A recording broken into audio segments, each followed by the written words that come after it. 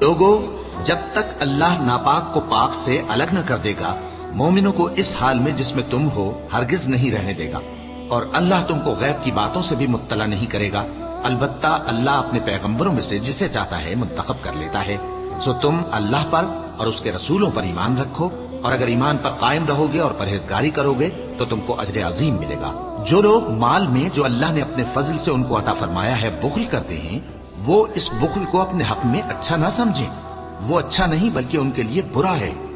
وہ جس مال میں بخل کرتے ہیں قیامت کے دن اس کا طوق بنا کر ان کی گردنوں میں ڈالا جائے گا، اور آسمانوں اور زمین کا وارث اللہ ہی ہے، اور جو عمل تم کرتے ہو اللہ کو معلوم ہے۔ اللہ نے ان لوگوں کا قول سن لیا ہے جو کہتے ہیں کہ اللہ فقیر ہے اور ہم مالدار ہیں۔ یہ جو کچھ کہتے ہیں ہم اس کو لکھ لیں گے، اور پیغمبروں کو جو یہ ناحق قتل کرتے رہے ہیں اس کو بھی قلم بند کر رکھیں گے، اور قیامت کے روز کہیں گے کہ سخت جلن والی آگ کے عذاب کے مزے چکھتے رہو۔ یہ ان کاموں کی سزا ہے جو تمہارے ہاتھ آگے بھیجتے رہے ہیں، اور اللہ تو بندوں پر مطلق ظلم نہیں کرتا۔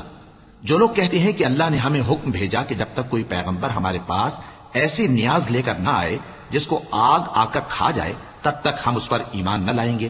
اے پیغمبر ان سے کہہ دو کہ مجھ سے پہلے کئی پیغمبر تمہارے پاس کھلی ہوئی نشانیاں لے کر آئے، اور وہ معجزہ بھی لائے جو تم کہتے ہو، تو اگر سچے ہو تو تم نے ان کو کیوں قتل کیا؟